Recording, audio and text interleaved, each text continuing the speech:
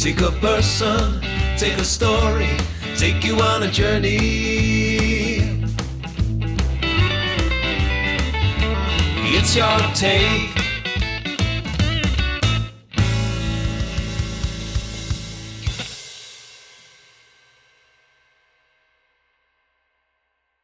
On today's Your Take, I'm joined by a British documentary producer. My guest has been producing films and television documentaries since the early 1980s. She is perhaps best known for her works on high-profile musicians and bands and her take on the music industry. Her impressive film CV includes her first credit producing the Compleat Beatles documentary in 1982. A year later, she captured on film the Everly Brothers reunion concert at London's Albert Hall for BBC's Arena, produced the 2 television concerts, Blue Suede Shoes, a Rockabilly Session with Perkins and Friends, and Roy Orbison and Friends, a black and white night. In 1987, she teamed up with Universal and director Taylor Hackford to produce the seminal documentary, Hail, Hail, Rock and Roll, on music icon Chuck Berry. She wrote a book on her experiences of making the film and has made documentaries on The Doors, Smokey Robinson, James Brown, Deep Purple, Black Sabbath, The Beach Boys, Graham Parsons, and Ray Charles. Today I talked to Stephanie Bennett.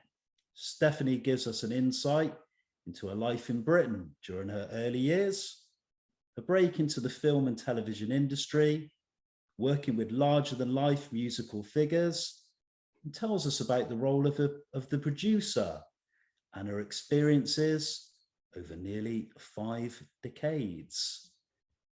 Stephanie, a very warm welcome, a UK welcome. Thank you for joining me on Your Take. Thank you for having me. You're a Las Vegas resident, but you're currently in Los Angeles at the moment. So I think it's 3 o'clock in the afternoon where you are and 11 o'clock at night where I am. Honored to have you as a guest, and you've interviewed and worked with so many pioneers in the music field and many people I admire and fortunately seen at a very young age. And we'll obviously cover that later in the interview. But to start with, I want to go back to the very beginning if I can. And I wanted to start off by asking when and where you were born. And can you just talk about your memories from childhood and tell us who your parents were, what they did for a living? And Stephanie, do you have any siblings? I do have 2 brothers. Neither of them, actually one of them has now become a writer. He's written 12 books on, he was a teacher. He's now written something like 12 books on trains. They were both train spotters. And I was forced sometimes to have to go with them because I was the girl and had to be, taken care of. But now he's writing thrillers, my youngest brother. And my oldest brother was a town planner who had a park named after him in Walthamstow. And I was born in Bletchley during the war in Buckinghamshire, but we lived later in London in Leytonstone, or Leighton, I'm not quite sure what it's called now. But anyway, it was a terrace house. And my mother rented out rooms initially, I think, to get money in. My dad was in the army for most of his life and then worked at the Bank of England as a sort of security, person. I don't think he really had any education that would have taken him much further, but he was in India and Canada, so until the end of the war, I think I don't know that he was in the Second World War. Oh, the Second World War, he met my mother because he was a guard in Bletchley at what's it called? The place where they broke the code, you know, the Enigma Code. yeah, the Enigma Yeah. Code. He was a guard there, and I think she was working in a cafe, and they met each other. And I know no one's ever heard of Bletchley except Marian Faithfull, because her father also worked at the same place. So we wonder if our fathers ever had a drink together or met, although I think her father was MI5 or MI4. He was much higher up. But it was a strange thing when she said, oh, you've never heard of Bletchley. I said, I was born in Bletchley. So anyway. Stephanie, I want to move on to your education, but specifically your schooling. And I wanted to ask you where you went to school, and was your experience there a happy one? And did you have any early career ambitions? And I also wanted to ask you, when you finished school, did you go on to college or university education? You know, my biggest love was art. And I remember the career officer, they had career officers coming with my mother to the school. It's called Thomas Hood in Leytonstone. And so I wanted to get into art school. And he questioned how I would make a living. So instead of which I did a secretarial course, and I worked at the Law Society in London. But ironically, I was involved in when Getty, Paul Getty used to have an art exhibit every year, and I used to volunteer to work at that, and then met an Australian and ended up going to Europe for 6 months or more and looking at every, statue and painting, because he was also into art. So, it's funny how you can't take that, whatever that thing is in you out. It's always there.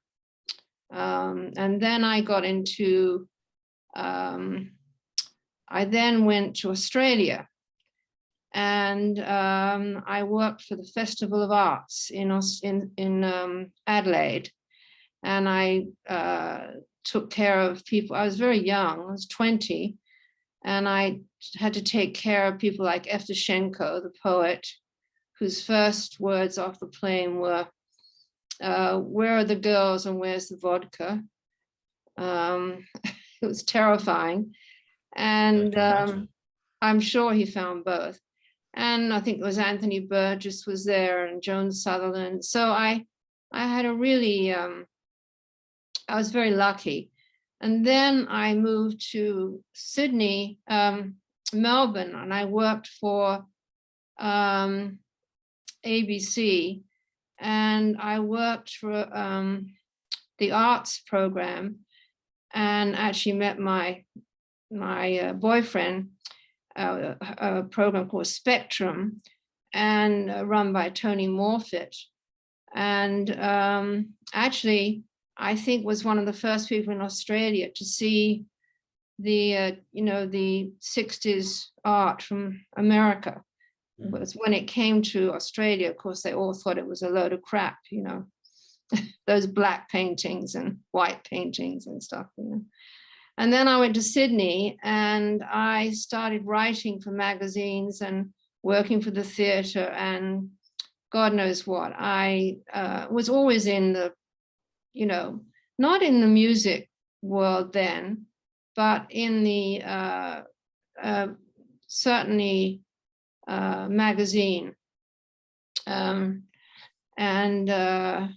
I got fired for Tony Morfitt actually was married, and when I worked for a theatre, and when the woman found out that he was married, I was fired.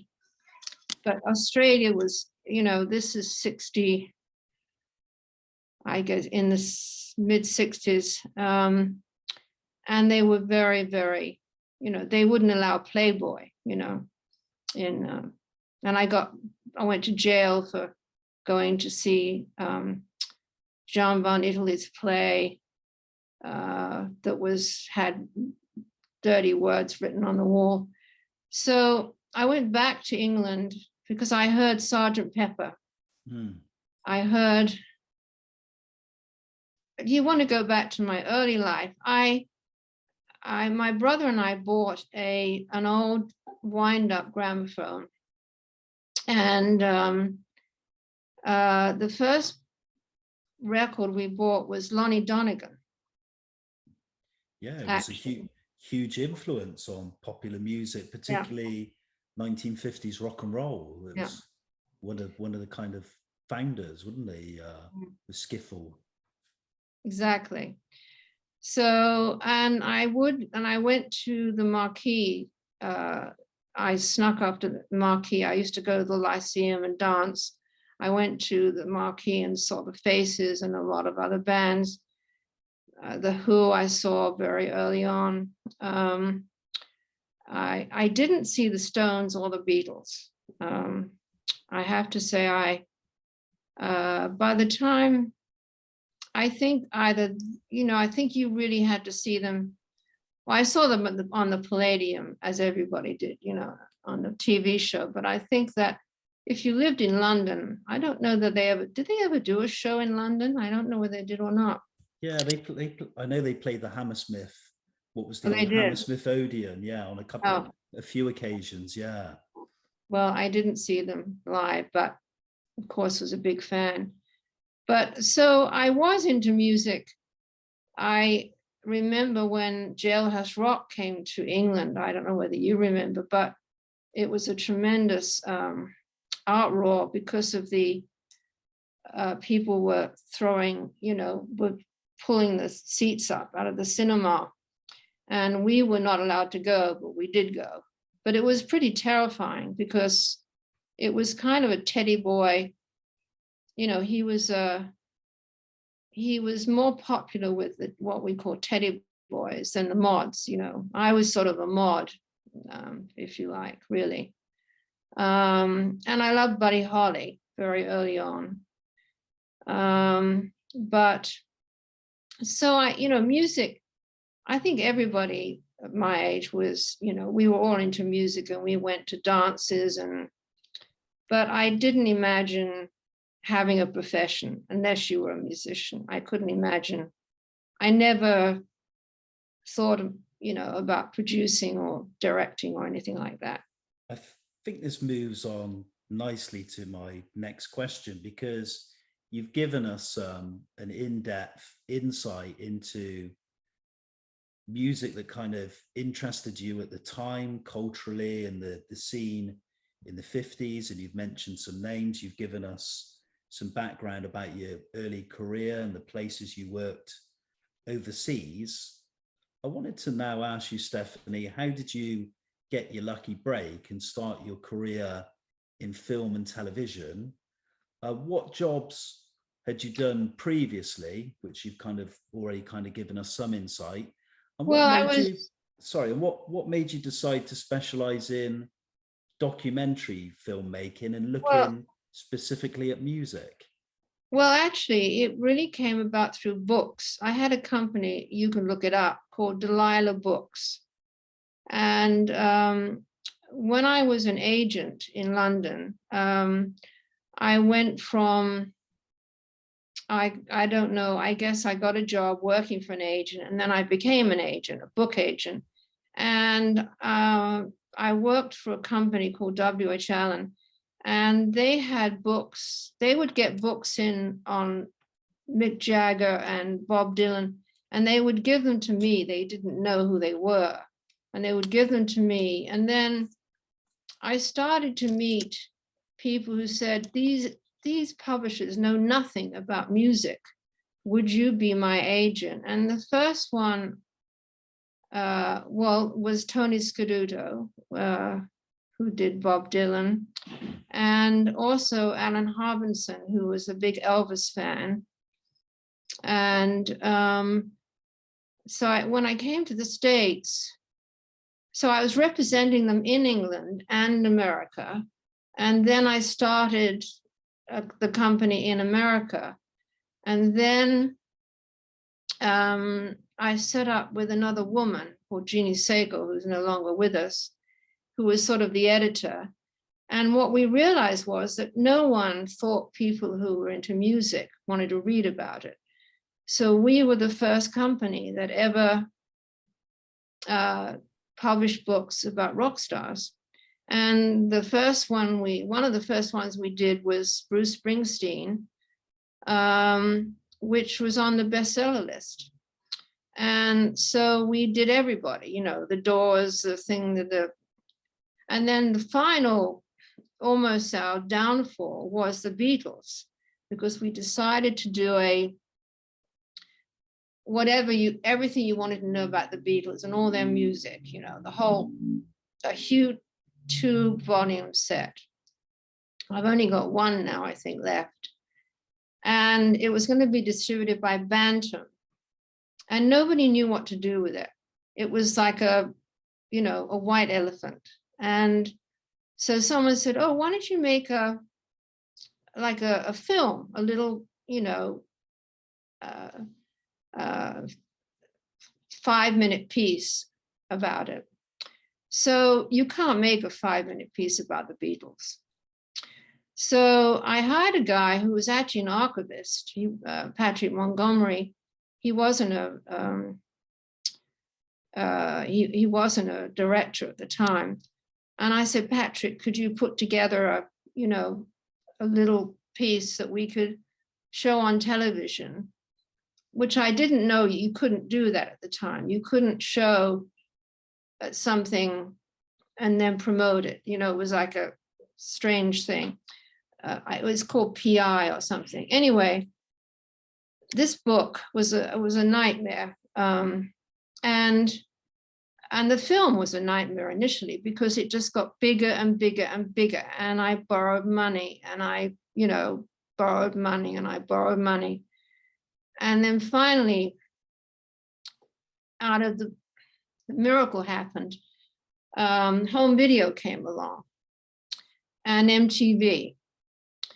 And my husband, still my husband, happened to be working for CBS and then went to work for MGM.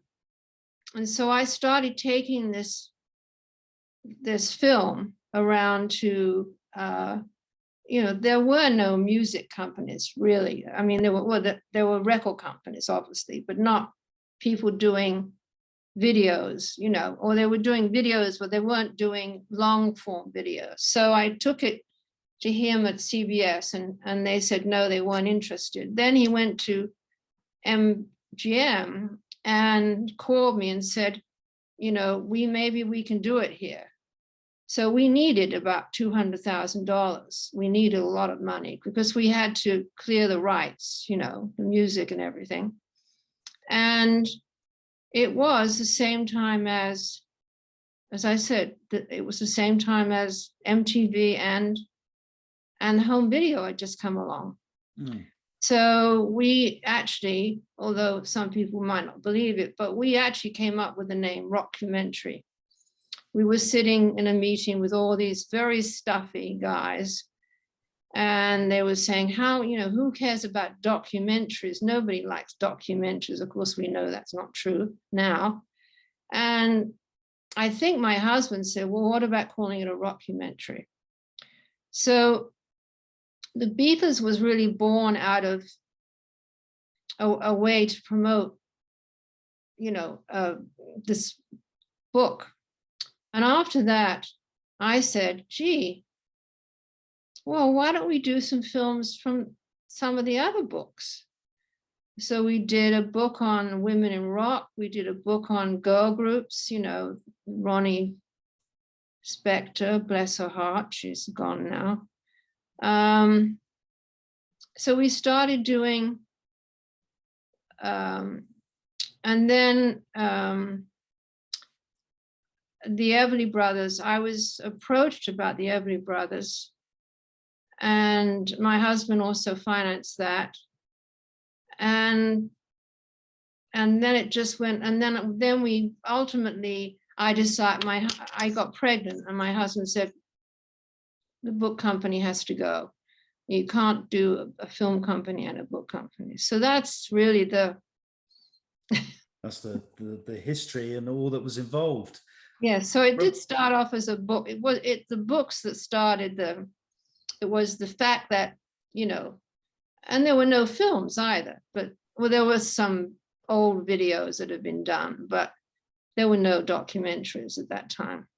From Delilah Films being established, you originally said as a book publication, and then going on to television and film documentaries. We've spoken briefly about the first project, the Compleat Beatles, which was back in 1982. I want to move forward a year to 1983, and we touched on it very, very briefly. You were involved in producing the BBC Arena documentary, the Everly Brothers reunion concert. Can I ask you about the challenges involved in producing and filming the documentary and the concert? And can I ask about your interactions with the two brothers, Phil and Don, and their relationship before, during, and after the concert? Well, as you know, they hadn't spoken for 10 years. And Terry Slater, don't know whether he's still alive, but Terry was a friend of, had put their concerts on in England. And I think between him and Sam Trust, who was running ATV Music, and with me or my husband coming up with the money, they were persuaded to get together, but with two mics, not one mic, two mics. They had separate limos. They didn't get along. We were in Kentucky at one point at this hotel. I wish I remember the name of it. I was talking to Alan, what's his name at the BBC about this. Alan Yentop? Alan Yentop, because when Phil died recently, well, not recently, but when he died, that he was we were in this motel where the walls were like cardboard, and we were in the next room to Don and Phil. Well, I think they were in separate rooms, but at that time they were having a fight. And Alan was on the phone to Orson Welles in Spain. Oh, I mean, I'll never forget that. He was in a phone booth, not a cell phone, and it was all about their mother, their father became, as you know, their father became a singer. And I think the mother wanted to become one. She's still alive, by the way. And she, if you could believe this, initially agreed that we could listen to the old tapes and we could also film. She kept their bedroom. And would you believe that she had a fight with them and she ripped their bedroom up? So we never did get a shot of the bedroom. But we did get some of Ike's, we did hear some of his work. But I think drugs had something to do with it, at least with Don. Phil was a wonderful person. Yeah, I've heard that. And interestingly, I've heard people that have worked with the band, like musicians like Albert Lee, for example, and Dave Edmunds, another example, they said because of that feud, you almost fell into one court. You were either pro Phil or you were pro Don. Did you kind of find you were kind of like led to one or the other? Was it kind of quite hostile because they had that brotherly feud and the history, and they were huge superstars as well, weren't they? Well, we had to, you know what you have to do with all these people, because they're all got issues, like the Beach Boys, they've all got issues with each other. is that you have to not take anybody's side, at least until the show's over. But I think, you know, you just have to get the show done. So you can't, initially, you know, I think we all got along. And then I think when we went to Kentucky, things fell apart. And but I stayed in touch with Phil, and I used to go to their shows, but Don never wanted to see us. But Phil, we used to go visit, and he was a sweetheart. But no, they fell up. I don't think they spoke. I don't know whether they spoke, and they went on tour, but I don't think they were not friends, you know. From a very hostile brotherly relationship, which became almost public property, that 1983 seminal and famous reunion at the Albert Hall, we moved on to another interesting personality, and I will say probably one of my musical heroes. Many famous stories have been told about Chuck Berry in the 1987 documentary feature Hail Hail Rock and Roll.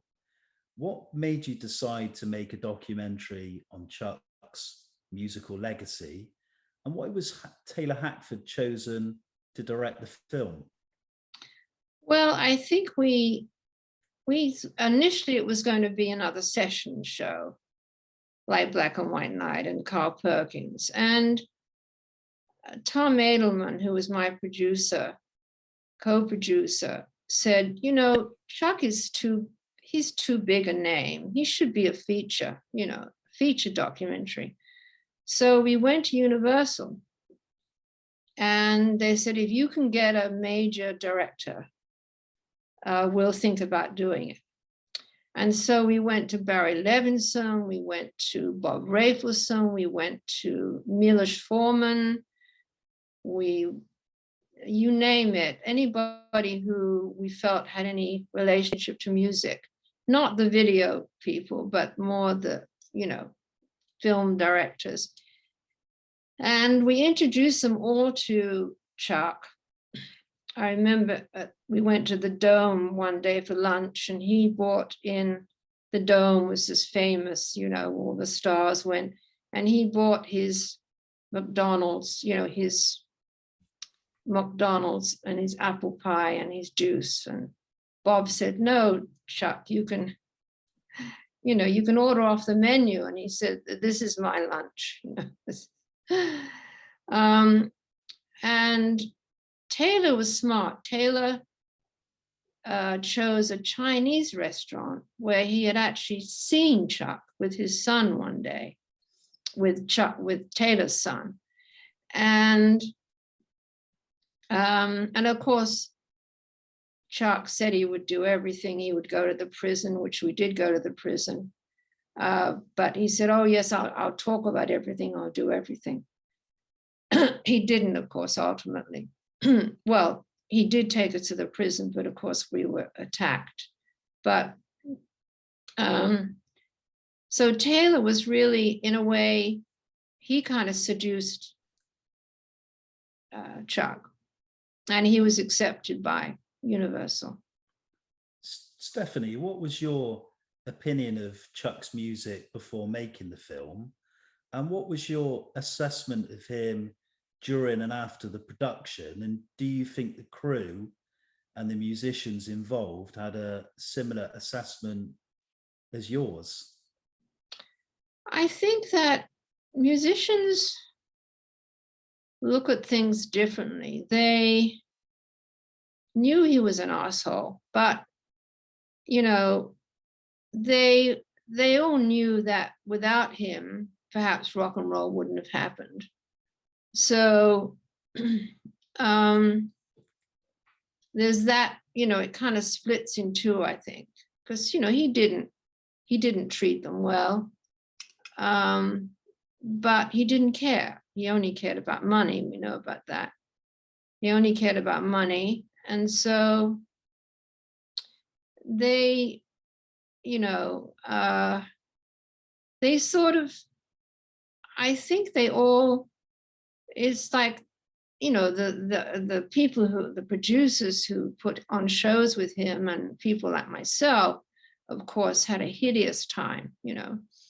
But I think musicians, they, you know, they give him the credit for being, you know, although Keith Richards says Johnny Johnson was responsible. But, you know, Chuck obviously did write some amazing songs, but it was a nightmare. There's so many countless stories of him rewriting the contracts several times. Obviously, when you came to shooting the concerts, he said he wouldn't take any gigs before the concerts, and he did.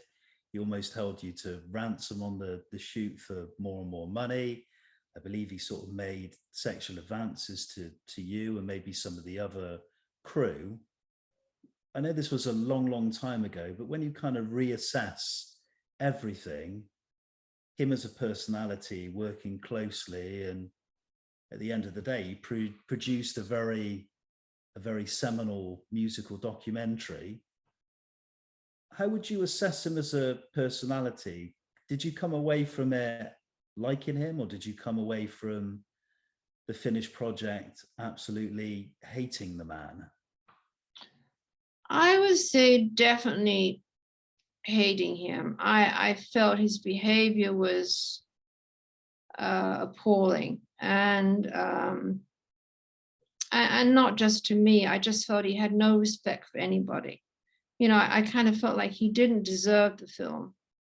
Taylor has a very different attitude, but for me, I felt he didn't appreciate these people coming, doing this. It was all about the money.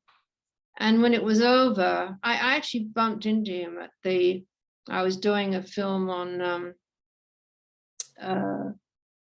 Fleetwood Mac, and I went to and they did a song for Bill Clinton, and I saw him there, and his wife was sitting on, his daughter was sitting on something. She was sitting down somewhere crying, and I said, "What happened?" And she said, "My husband was murdered." And I thought, you know, I wouldn't be surprised if, you know, in a way, he started life as a, you know, as a gangster. You know, I mean, he had a gun, he stole a car. Who knows where this went? And I don't know, you know, I have no proof of this, but she told me that. She told me that. Famously spent a couple of years in prison, didn't he? Around about 63, 64, that took out a few years of his career. Well, and today, if you think about it, you know, 14-year-old from Mexico, sex trafficking. I mean, R.J. Kelly just got 30 years. So, you know, and who knows how many others there were. So I guess, you know, it sort of takes everything away. You know, when you have that experience, it's sort of, you know, it's hard to see anything good there. I think he was a bad person. I don't know I don't think it was because he was Black. Maybe, yes, he went through the whole Jim Crow thing, but so did Little Richard, so did Willie Dixon, you know, so did many of them. They didn't turn out like Chuck. Your assessment is interesting, and I must admit I'm a huge Berry fan, and I've pretty much owned every record, and he became almost a little bit of an obsession. And I saw Chuck. I was taken to see him in 1992 here in Bristol, and it was a winter's evening. It was around about November 92, and I still have some recollections of that evening, because there was a huge rock and roll scene in Bristol in the 90s and before, and the Teds and that certain generation obviously worshipped him. The thing I kind of found frustrating about Berry was he wrote so many great songs. His lyrics were inspirational, and that guitar sound was almost imitated by so many bands and so many famous, particularly the 60s invasion groups like the Stones, the Beatles, the list goes on. But I found as a live artist, for me, he never lived up to what was put on record at Chess. I always found it quite lackluster live. I struggled to really find a really good live Chuck Berry performance. And I think the best one I found is one he did in 1972 at the BBC. I always found the guitar was always out of tune. You know, the bands were lackluster. The like, you never paid for a proper backing band. I never felt he kind of did it live on stage. And I've heard people that saw him in the 60s that say exactly the same thing. Yeah, I mean, Keith wanted to, you know, he wanted to get it right, but, you know, Chuck was Chuck. And, you know, as Keith said, he paid his dues, but they talked afterwards. Initially, I think Keith was very upset, but eventually they did. I think he went. Diane Lance or Diane Lance? Oh shit! Hang on a second. That timely moment. She actually lived with Don Everly. Oh wow! No, I'm just doing an interview. Can I call you back? I thought I turned it off. Yeah, she lived with Don Everly. Oh right, okay. Oh wow.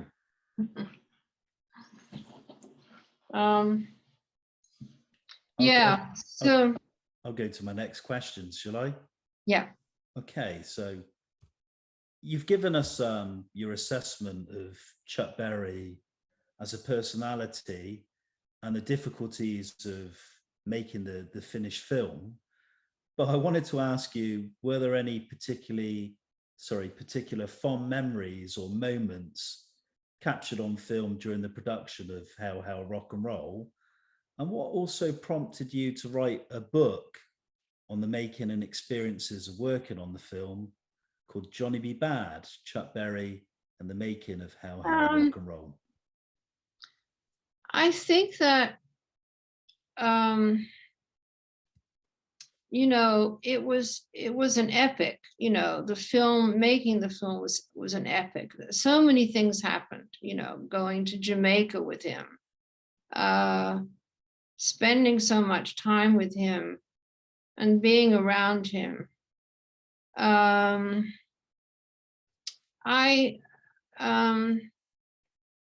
think at the time, actually, I don't even know if it was my idea, but somebody might have suggested it to me. But I think in a way, it was actually quite traumatic for me. I think I got quite sick afterwards. And I got,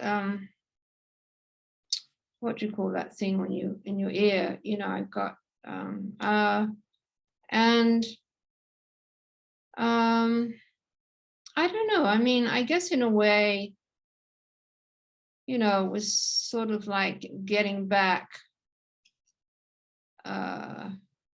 you know, getting back at him. But I don't know. I don't know that it was my idea, actually. I think it was my producer's idea. And then we just thought we'd interview people. And also you know, there were things that were not in the film that we thought should be in there, like Robbie Robertson. But it was, I mean, there's nothing I've ever done as difficult as that. I mean, nothing. I mean, everybody's difficult, you know.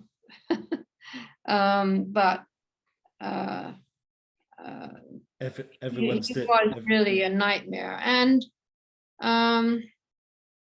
you know, so I don't know, maybe I hope my next book will be more uplifting.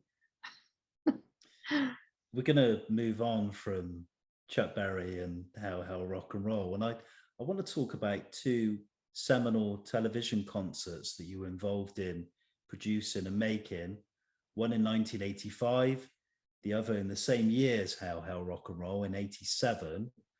First one with Carl Perkins and Friends, the concert, and then the Roy Orbison Black and White Night television special. How did you organize, set up, film, and obtain all the musicians involved for both concerts? And can you discuss the concerts themselves and capturing that moment on camera? I think that Betty Bitterman used to be the music person at HBO, and we were talking about doing a series, and I don't know whose idea it was, but I suggested people to her, and she said, oh, nobody's ever heard of them. And then she said, but you know, if you can surround them with well-known people, then you know, it could work. But then, you know, we had the question of how do all these people musically fit together, you know, with this artist they probably never played with, you know. So we had the idea of getting a musical director who would fit the artist, and Dave Edmonds came to mind with because he was a rockabilly person, yeah. And then we invited Paul McCartney, who was actually supposed to come, but then I think he thought, oh, it's going to look like a Beatles reunion or something. It was funny seeing, I think, George's wives together, you know, his ex-wife, Patty. Oh yeah, of course, with Eric Clapton. Yeah, he was a guest on the show. I think that, you know, in a way, that's how Chuck should have been. It's like they all respected Carl, and they all treated him like a king, and the same with Roy. And they wanted to with Chuck, but you know, he wouldn't come to rehearsals. You'd be out plowing the fields. You know, he just didn't care. Whereas with those two shows, you know, all the artists cared. George, I told you, George came up with a lot of ideas about doing the interview with Carl. He would come to me and say, why don't we do this? Why don't we do that? He would talk to the director about camera angles. So it was really a pleasure. And Carl was really a sweet person.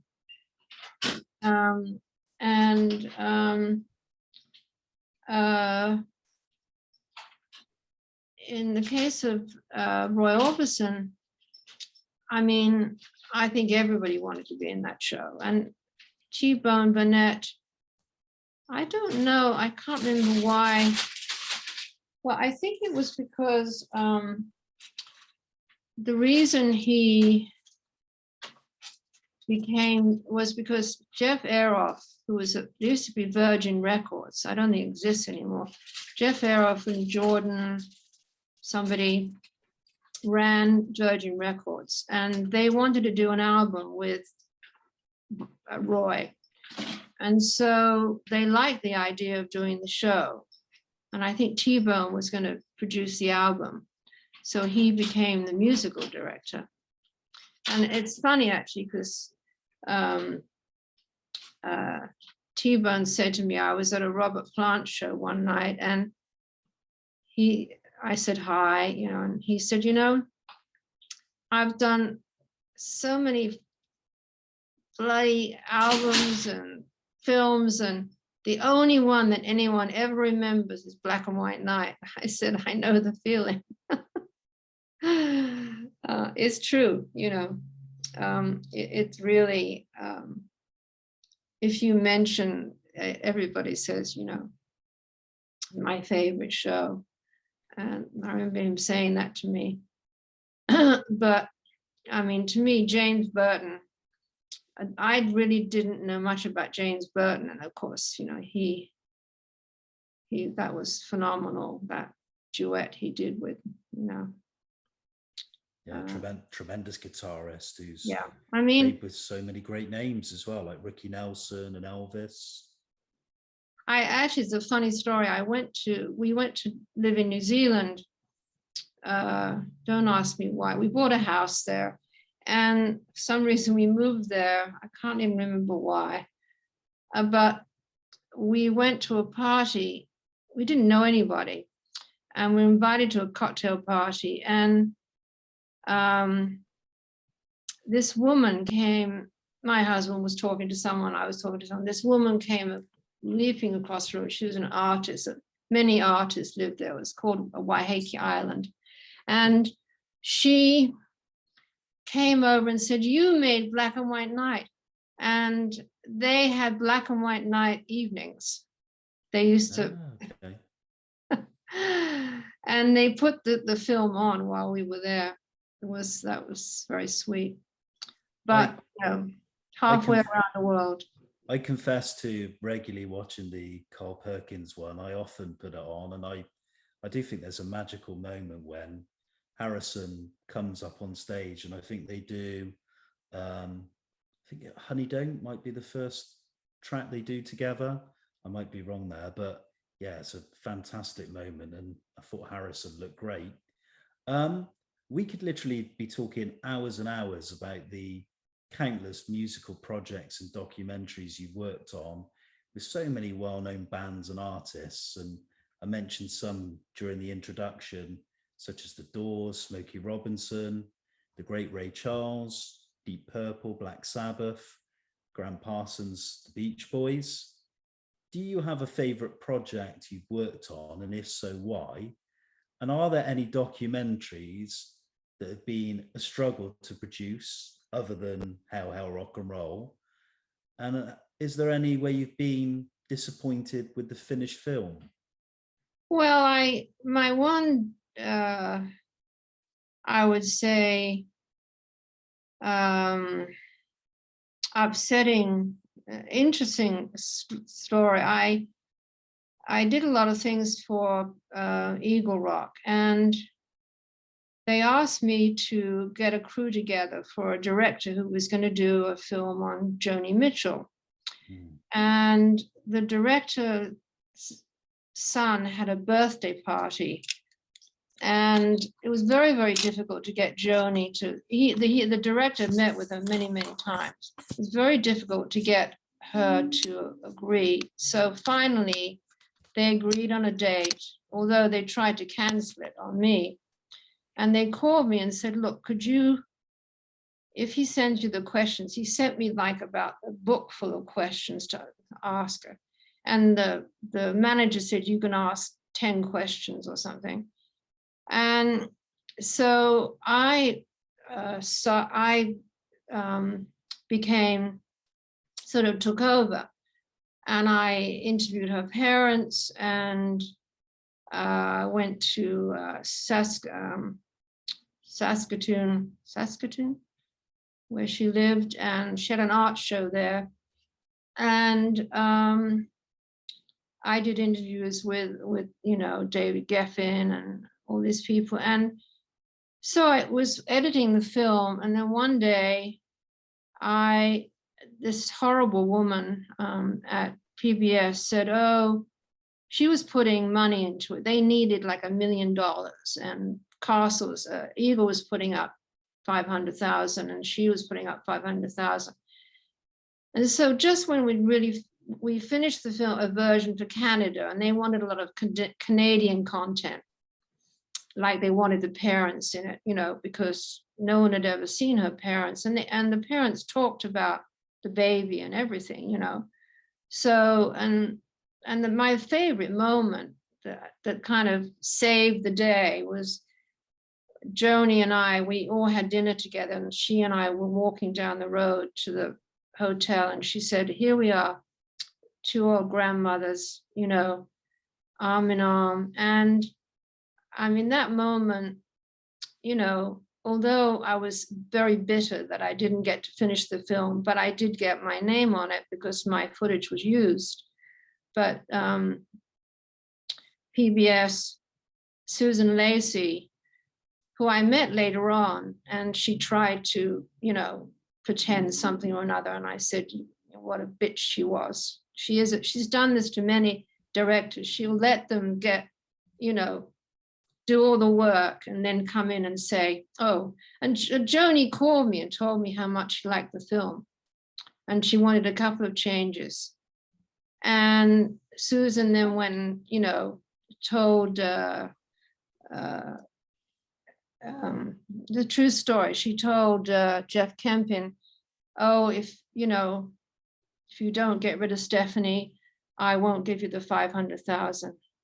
So that was a real tragedy to me because, you know, I'd really gotten to know her, and I spent months and months in the editing room, and the Canadians hated the version that she did, as did Joni.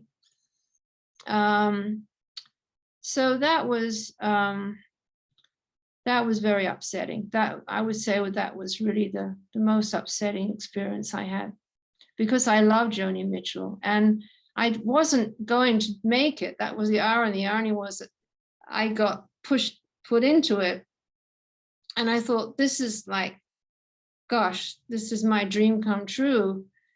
And this woman who I heard had done this to the guy who did the Paul Simon documentary, she would do the same thing.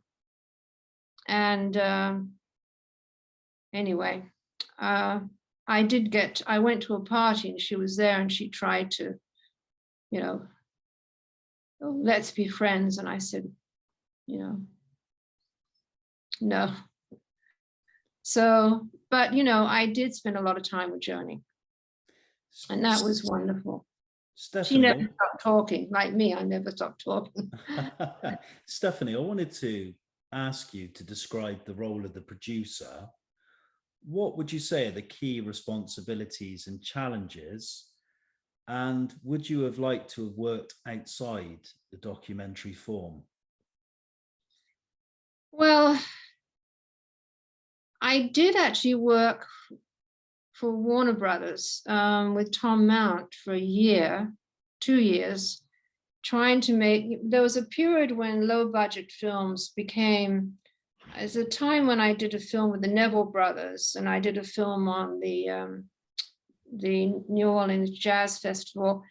And I got approached by somebody, by Tom Mount, to come and work there. And I thought, oh, you know, that's the next step.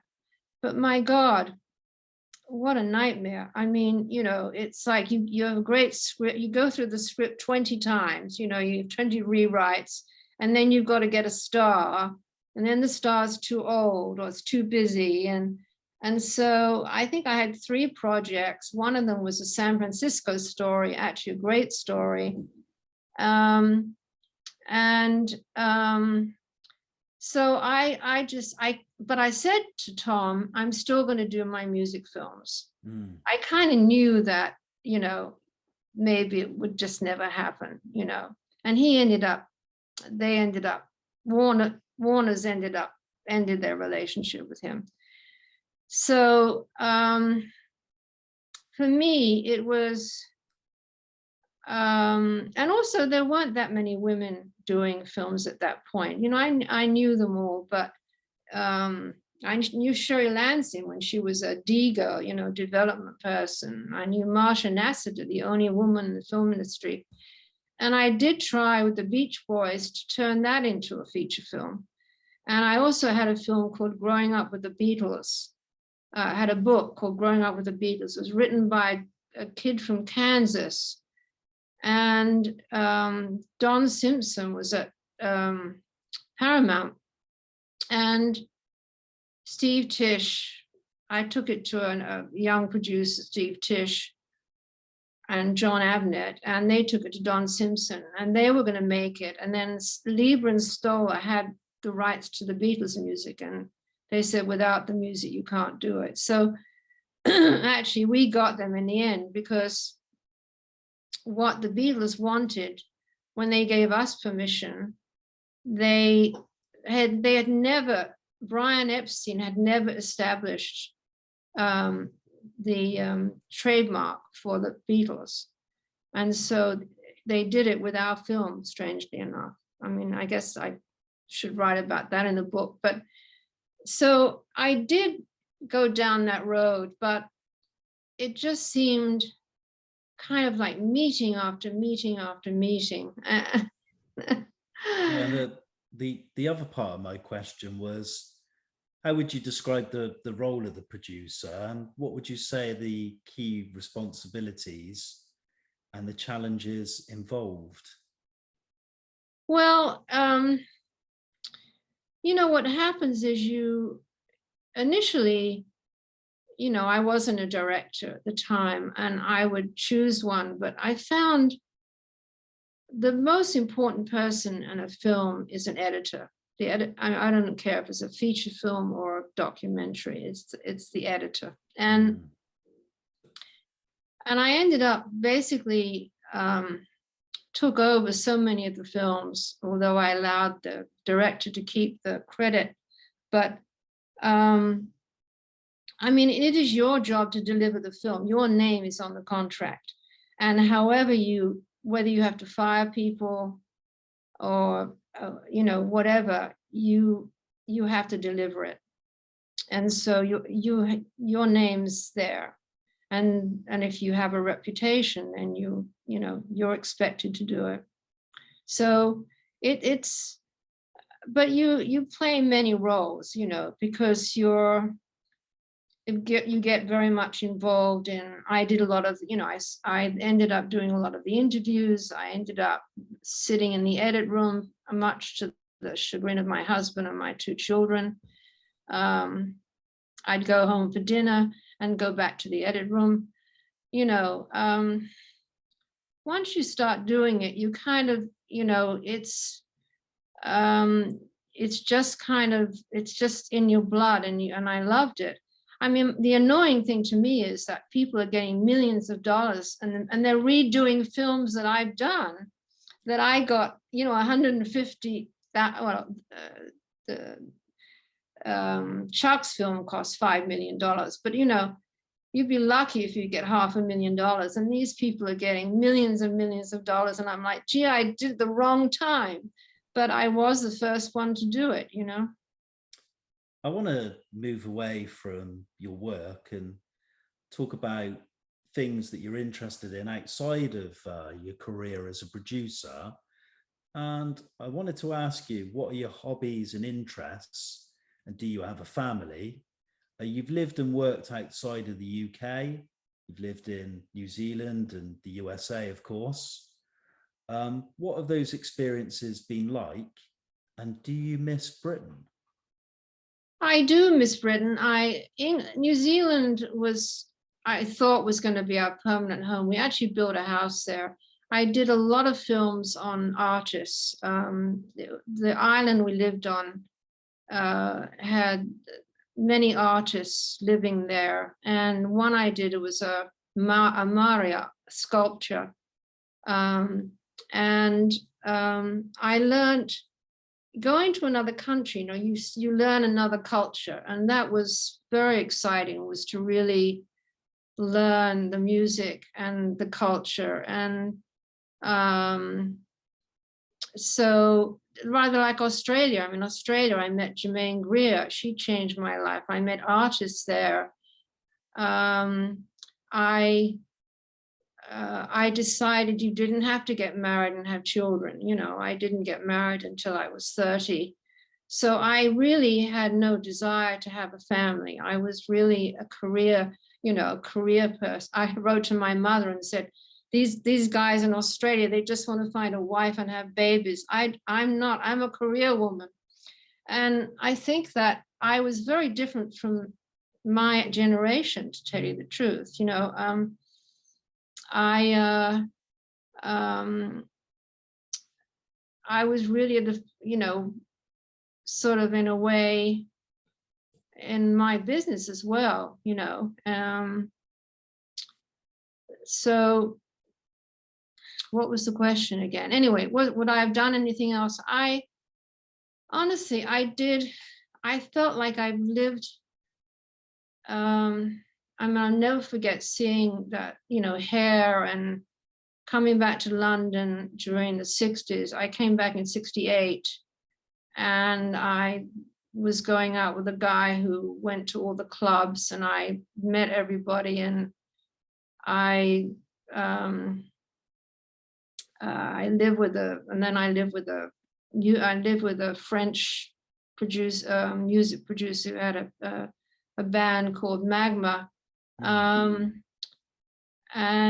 because my house burned down, I had a muse house, and I think somebody smoked a joint, and it was very sort of communal. London was amazing then. It was, I lived in Chelsea, and I was the only one who had a job. I paid the rent. Nobody in the house paid the rent. I paid the rent. But I knew, I also wrote the, Joyce Hopkirk was a friend of mine. I tried to get a job as a journalist, but I wasn't a member of the union when I came back to England. But Joyce Hopkirk asked me one day, she desperately needed a cover story for Cosmopolitan. And I was friends with Michael Parkinson. And Michael told me that he was having a vasectomy, which I didn't even know what it was. And I persuaded him to let me write a story about it. Unfortunately, they wrote this terrible, they rewrote it. And of course, he hated it because he didn't want it to sound like he wasn't a man. You know, it was, I think they labeled the most beautiful thing a man could do for a woman. And he hated that. But I've subsequently seen him after that. So I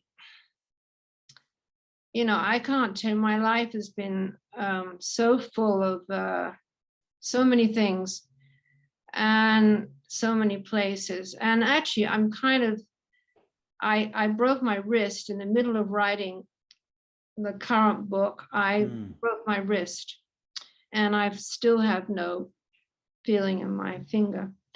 So I've been asked to, my grandchildren live here.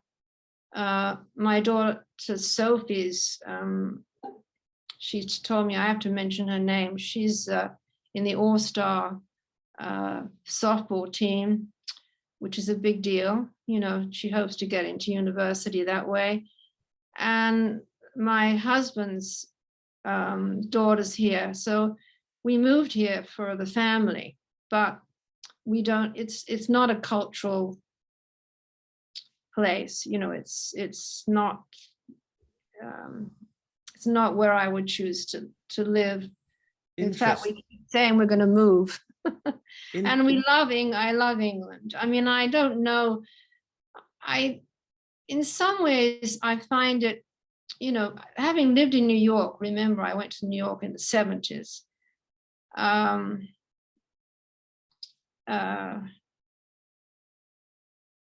don't know. I find England kind of suburban in a way, you know, unlike New Zealand is just sort of like taken off, you know, just it's a wonderful place, and we should have stayed there. But and my husband is now working for a New Zealand company. So we might go, we have been back, but we were here to help out with the kids, and we don't see that much of. But I've said, would I go back to England? But all my children are here. They're in LA, and one of my children, my grandson who I raised, is transitioned, and so I think we feel we're stuck here now. You mentioned about your family and your children.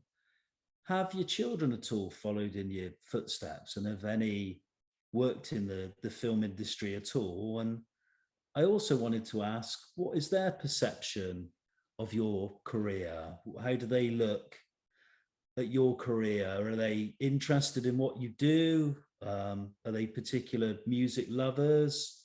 How do they perceive all the projects you've worked on, places you've lived, all the people that you've met, and all the interesting things you've done? I think, I thought my daughter I'm actually having dinner with tonight, I thought she would go into the business. She did initially, but she hated it. And I think she'd make a great writer. But I think that, maybe the hours that they saw, the time it took, and also, the music today, they don't know. My grandchildren don't know they know who the Beatles are, but they're not interested. I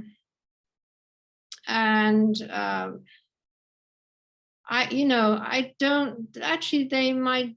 She plays a trumpet. My granddaughter plays a trumpet too, but I don't know. There's plenty of time. They're still young, so But my children didn't go into the business. I mean, my grandson, when he lived with me in New Zealand, used to help me out, and I thought he would. And he is actually into music. He's very much into music. Thank you kindly for being a guest on Your Take and sharing your career with us, your journey, and obviously all the music documentary projects and the people you've worked with over many, many years. It's been a fascinating insight, and thank you kindly for sharing your story. You're welcome. And I wish you all the very best. Are you currently working on any projects? And you did mention a book you're currently writing. Can you just tell us a bit more? It's really just stories from my life. People I've known, places I've been, things that have influenced me, funny stories, I told you the Michael Parkinson one, things like that have happened to me where, I've kind of fallen into things. And I guess in a way, I've never been, when I went to Australia, nobody could believe I was getting on, I had no fear, I think I was kind of fearless. I've got more fear now than I never used to have any fear, I mean, not reckless fear, but, just any job or project, or if I wanted to do something, I just would do it. I didn't see why not, Thanks again for sharing your story, and I wish you all the very best with the publication of the book when it is released. And once again, thank you for today and being a guest on Your Take. Thank you.